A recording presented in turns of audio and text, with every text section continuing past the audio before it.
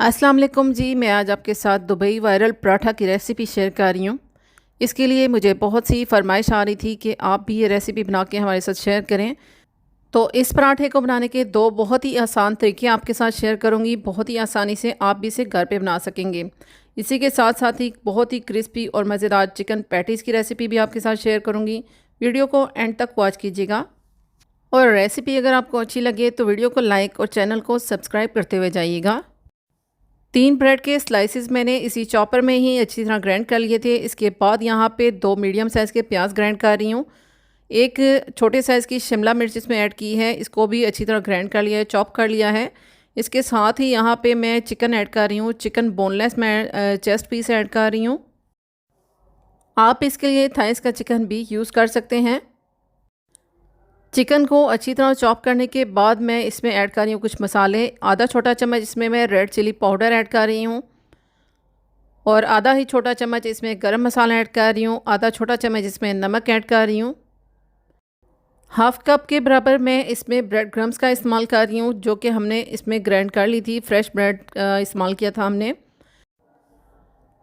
अच्छी तरह दोबारा से मिक्सिंग करने के बाद मैं इसमें एक छोटा खाने के चम्मच अदरक लहसुन का पेस्ट ऐड कर रही हूँ।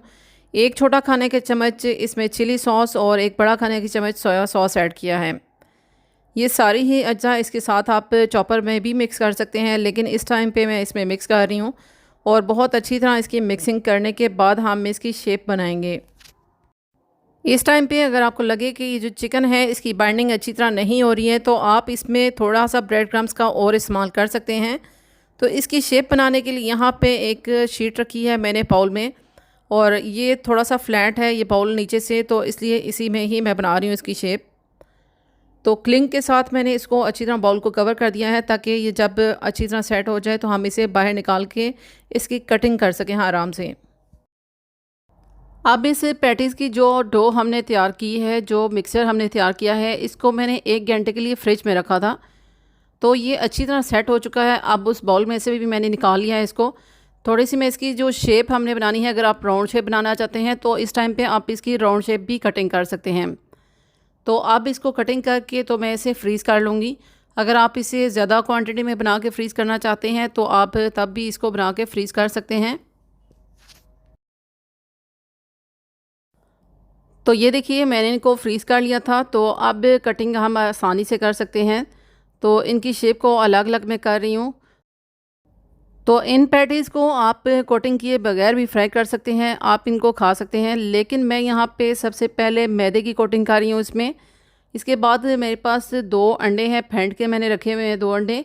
इसमें अच्छी तरह मैं कोट कर रही हूँ। कोट कर लेने के बाद हम इस पर ब्रेड क्रम्स की कोटिंग करेंगे। अच्छी तरह ब्रेड क्रम्स के साथ कोटिंग करने के बाद भी आप इनको फ्रीज़ कर सकते हैं। और अगर आप इनको वैसे भी सर्व करना चाहें तो इसके बगैर भी आप इनको फ्रीज़ भी कर सकते हैं, सेव कर सकते हैं। तो कोटिंग कर लेने के बाद दोबारा से मैंने आधे घंटे के लिए फ्रीज़र में रखा था। अच्छी तरह ये देखिए फ्रीज़ हो चुकी हैं, बहुत अच्छी तरह सेट हो चुकी है कोटिंग भी इनके साथ। तो चले आइए अब इनको फ्राई करते हैं। फ्राई भी बहुत ही आसानी से आप इनको कर सकते हैं। तो प्री हीटेड ऑयल में मैं डाल रही हूँ थोड़ा सा। इनको मैंने पहले ही फ्रीज़र में से निकाल के बाहर रख दिया था। थोड़ी सी ये रूम टेम्परेचर पे आ चुकी हैं, ताकि जल्दी ये फ्राई भी हो सकें। तो इनको बिल्कुल भी स्टार्ट में इनकी साइड को चेंज नहीं करना। स्टार्ट में मैंने 2 मिनट के लिए इनको मीडियम फ्लेम पे ही फ्राई किया है। अच्छी तरह ये सेट हो चुकी है कोटिंग में इनके साथ, और पैटीज़ भी थोड़ा सा एक साइड से फ्राई हो चुकी हैं। तो आप देख सकते हैं इसी के साथ ही मैंने एक और पैटीज़ भी इसमें ऐड कर दी है। बहुत ही क्रिस्पी और बहुत ही मज़ेदार सी ये रेसिपी है। आप भी बच्चों को ये सिर्फ इस पराठा के बगैर भी लंच बॉक्स में दे सकते हैं। तो इस बर्गर पराठा के लिए सिर्फ आप चिकन या बीफ के कबाब ही नहीं, बल्कि आप इस तरह पैटीज़ भी बना के आप बच्चों को लंच बॉक्स में दे सकते हैं, या फिर ये बर्गर पराठा बना के तैयार कर सकते हैं। तो ये देखिए बहुत ही मज़ेदार और क्रिस्पी पैटीज़ हमारी बन के तैयार हो चुकी हैं। पैटीज़ तो रेडी हो चुकी हैं। तो चले आइए अब इस पराठा की डो तैयार करते हैं। तो पराठा की डो तैयार करने के लिए मैंने आधा कप मैदा और 1 कप मैंने आटा लिया है। इसी के साथ ही आधा छोटा चम्मच नमक ऐड किया है। अच्छी तरह मैं इसको मिक्स कर रही हूँ। तो ये पराठा सिर्फ आप मैदे के साथ या सिर्फ आटे के साथ भी बना के तैयार कर सकते हैं। अब थोड़ा थोड़ा सा पानी डाल के इस डो को मैं अच्छी तरह गूंद लूँगी। कोई ट्रिकी प्रोसेस नहीं है, बस जस्ट जैसे आप घर में आटा गूंदते हैं बिल्कुल वैसे ही एक सेमी सॉफ्ट सी डो गूंदनी है। डो को अच्छी तरह गूंद के तो मैं थोड़ा सा इस पे घी लगा के इसे कवर करके रख रही हूँ। 15 से 20 मिनट के लिए मैं इस डो को कवर करके रख रही हूँ। तो इस डो को रेस्ट देने के बाद इसके हम इक्वल साइज़ के पेड़े बना लेंगे। इक्वल साइज़ के पेड़े मैं बना रही हूँ 3, और अगर आप चाहें तो छोटे साइज़ के अगर आप बना रहे हैं तो आप इसके 4 भी बना सकते हैं। अब एक बॉल मैंने डो की बॉल जो हमने बना के तैयार की थी, एक बॉल मैंने ले ली है। काउंटर पे मैंने थोड़ा सा ऑयल जो है वो लगाया है ताकि अच्छी तरह मैं इसको फ्लैट कर सकूं। तो ये देखिए मैंने रोलिंग पिन के साथ इसको ऐसे लॉन्ग शेप में फ्लैट कर लिया है। इसके बाद मैं ब्रश की मदद से इस पे घी लगा रही हूँ। आप चाहें तो बटर का भी इस्तेमाल कर सकते हैं, लेकिन ब्रश की मदद से यहाँ पे मैं लगा रही हूँ घी। अब मैं पिज़्ज़ा कटर की मदद से बहुत ही बारीक बारीक इसकी स्ट्रिप्स काट रही हूँ। आप छुरी का भी इस्तेमाल कर सकते हैं इसकी कटिंग के लिए। तो ये लच्छा पराठा बनाने का ये पहला तरीका आपको इजी मेथड में आपको बता रही हूँ कि आप आसानी से इसको ऐसे बना सकते हैं। तो स्ट्रिप्स की कटिंग करने के बाद दोबारा से ब्रश की मदद से मैं यहाँ पे घी लगा रही हूँ। घी को लगाने के बाद आपने कोशिश करनी है कि आप हाथों की मदद से इन स्ट्रिप्स को इकट्ठा ना करें, स्पैचुला की मदद से करें, या ऐसे कोई भी फ्लैट स्टील का स्पून है तो आप उसका इस्तेमाल कर सकते हैं। हाथों की मदद से ये जो होती हैं स्ट्रिप्स या इकट्ठी हो जाती हैं, जुड़ जाती हैं आपस में, तो जब आप पराठे को फ्राई करते हैं तो अलग अलग नहीं होती। तो ये देखिए मैंने इनको ऐसे इकट्ठा कर लिया है। और आप पराठे की शेप जो है, अगर आप वैसे ही सिंपल पराठा बनाना चाहते हैं तो आप इसको ऐसे ही रोल कर सकते हैं, लेकिन हमने ये बर्गर पराठा बनाने हैं तो हमने इसकी 2 लेयर्स बनानी है एक ही इस पेड़े के साथ। तो बर्गर पराठा का एक पेड़ा तो हमने बना के तैयार कर लिया है। अब दूसरा मेथड मैं आपको बताने लगी हूँ। दूसरे मेथड के लिए भी आपने इस एक पेड़े को लेके ऐसे ही फ्लैट करना है और घी लगाने के बाद आपने इसकी ऐसे फोल्डिंग करनी है। तो डबल लेयर करके तो अब मैं इनके स्ट्रिप्स की कटिंग करूँगी। तो बहुत ही आसानी से आप बहुत ही जल्दी इसकी ऐसे स्ट्रिप्स को कटिंग कर लेंगे।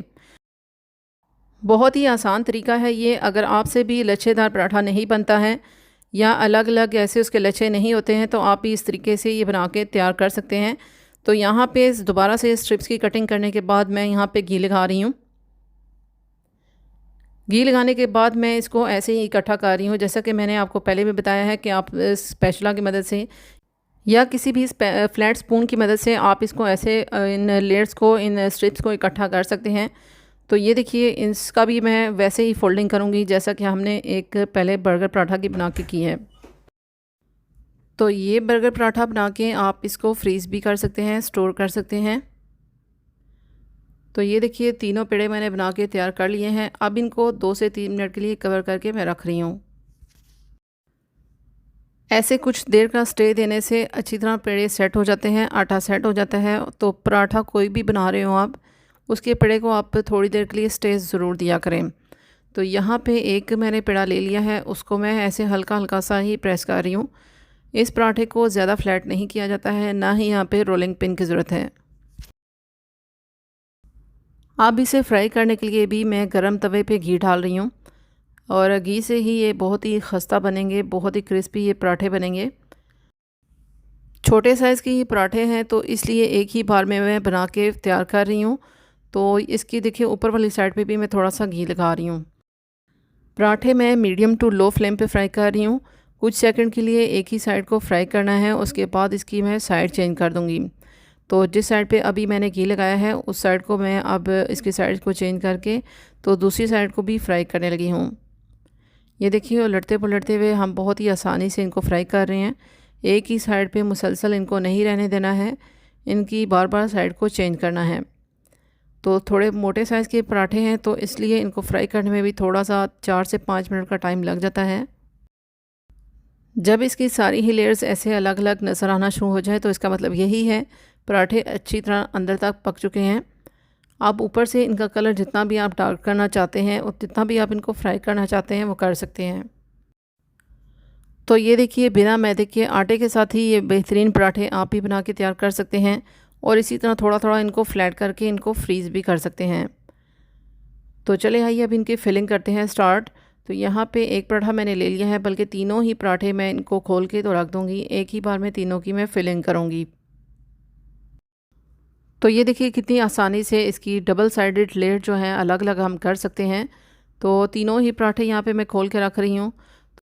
इसके बाद यहाँ पे एक लेयर पे मैं स्पाइसी सॉस डाल रही हूँ। आप चाहें तो मेयोनेज़ का इस्तेमाल कर सकते हैं या फिर आप केचप का भी इस्तेमाल कर सकते हैं, जो भी आपका फेवरेट फ्लेवर हो आप यहाँ पे ऐड कर सकते हैं। तो दूसरी साइड पे यहाँ पे चीज़ का स्लाइस रख रही हूँ मैं। इसके ऊपर जो हमने पैटी बना के तैयार की थी वो यहाँ पे रख रही हूँ। तो ये देखिए कितनी आसानी से और कितनी जल्दी हमने ये बर्गर पराठे बना के तैयार कर लिए हैं। तो बहुत ही आसान और इनको फ्रीज़ करने का भी बहुत ही आसान सा तरीका है। ज़रूर आप भी पैटी भी बना के फ्रीज़ कर सकते हैं और इस बर्गर के पराठे को भी आप बना के सेव कर सकते हैं। रेसिपी को ज़रूर ट्राई कीजिएगा। अगर आपको रेसिपी अच्छी लगे तो लाइक के बटन को ज़रूर प्रेस कीजिएगा। मेरे चैनल पे आपको इसी तरह की बहुत ही अमेजिंग, टेस्टी और डिफरेंट सी स्नैक्स की और डिफरेंट ईजी सी रेसिपीज़ मिलेंगी। सारी ही रेसिपीज़ इंशाल्लाह आपको ज़रूर पसंद आएंगी। अगर आपको रेसिपी अच्छा लगे तो इसे अपनी फैमिली और फ्रेंड्स में ज़रूर शेयर कीजिएगा। अपना बहुत सारा ख्याल रखिएगा, मुझे भी अपनी दुआओं में ज़रूर याद रखिएगा। इंशाल्लाह एक नेक्स्ट वीडियो में नेक्स्ट अमेजिंग सी रेसिपी के साथ मिलूँगी। जब तक के लिए मुझे इजाज़त दीजिएगा। Thanks for watching. अल्लाह हाफिज़।